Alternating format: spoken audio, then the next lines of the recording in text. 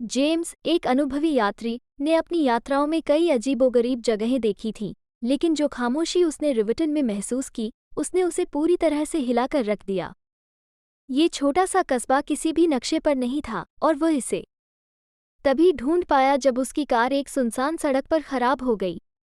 मदद की तलाश में वो कोहरे से ढकी हुई गलियों में चलने लगा, जहाँ के मकान साफ सुथरे लेकिन अजीब तरह से पुराने दिख रहे थे। जैसे जैसे वो कस्बे में आगे बढ़ता गया, उसकी बेचैनी बढ़ती गई। वहाँ लोग थे, बरामदों में बैठे, कुत्तों को टहला रहे थे, बगीचों की देखभाल कर रहे थे, लेकिन कोई भी बोल नहीं रहा था। न कोई शब्द, न कोई फुसफुसाहट, केवल पत्तों की सरसराहट और पुराने लकड़ी के चटकने की आवाज़ें सुनाई दे रही थीं। जब उसने एक महिला से बात करने की कोशिश की जो अपने बरामदे में झाड़ू लगा रही थी, तो उसने बिना कोई भाव दिखाए उसकी ओर देखा। उसने एक और घर आजमाया, फिर एक और, लेकिन हर जगह नतीजा वही था। हर कोई उसकी निगाहों से बच रहा था, जैसे वे किसी मशीन के पुर्जे हों। उस रात जेम्स ने कस्बे के किनारे स्थित एक पुराने सराय में ठहरने का फैसला किया। सराय के मालिक, एक बूढ़े व्यक्ति जिनके चेहरे पर झुर्रियां थीं, ने बिना कुछ कहे उसे चाबी थमा दी।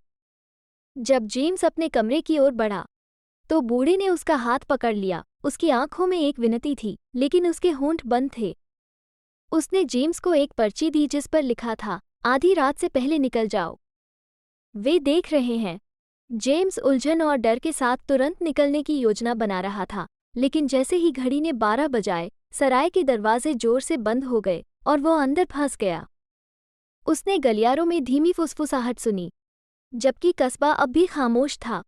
फुसफुसाहटें तेज हो गईं, शब्द, नाम, तारीखें, यादें, जैसे खुद कस्बा बोलने की कोशिश कर रहा हो। जेम्स को धीरे धीरे सच्चाई का एहसास हुआ। रिवर्टन एक श्रापित कस्बा था, जहाँ के निवासी एक प्राचीन वचन के तहत हमेशा के लिए खामोश कर दिए गए थे।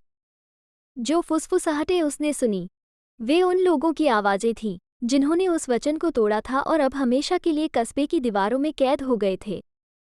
अब वे उसे चेतावनी दे रहे थे कि वो जल्द से जल्द यहाँ से भाग जाए, इससे पहले कि बहुत देर हो जाए। लेकिन कस्बा उसे इतनी आसानी से जाने नहीं देगा।